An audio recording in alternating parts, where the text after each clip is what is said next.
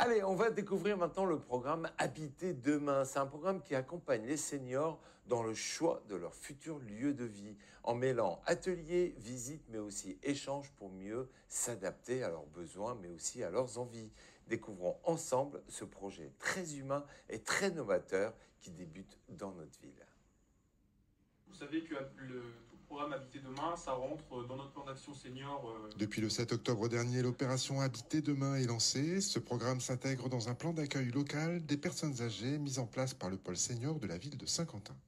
Dans ce plan d'action senior, il y a quand même pas mal de thématiques différentes, dont le logement, qui est une part très importante, notamment pour nous, et qui nous tient à cœur. Et Habiter demain, c'est quand même une question qui revient souvent, c'est qu'est-ce qu'on fait des seniors? Est-ce qu'il faut qu'ils restent chez eux? Est-ce qu'il faut qu'ils aillent dans des résidences, dans des EHPAD? Est-ce qu'il faut qu'on améliore leurs habitats pour qu'ils puissent y rester?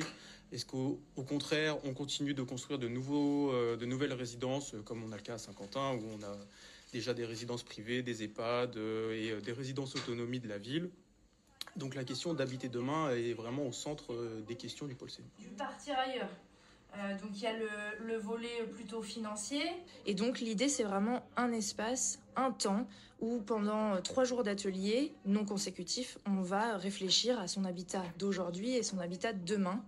Qu'est-ce que j'ai envie d'aller visiter sur une deuxième journée d'atelier?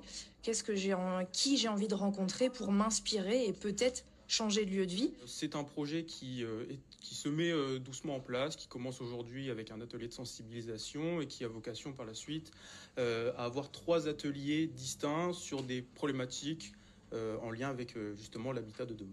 Et donc sur ces 3 jours d'atelier, l'objectif c'est de partir de leur usage, de leurs habitudes de vie, de leur expertise.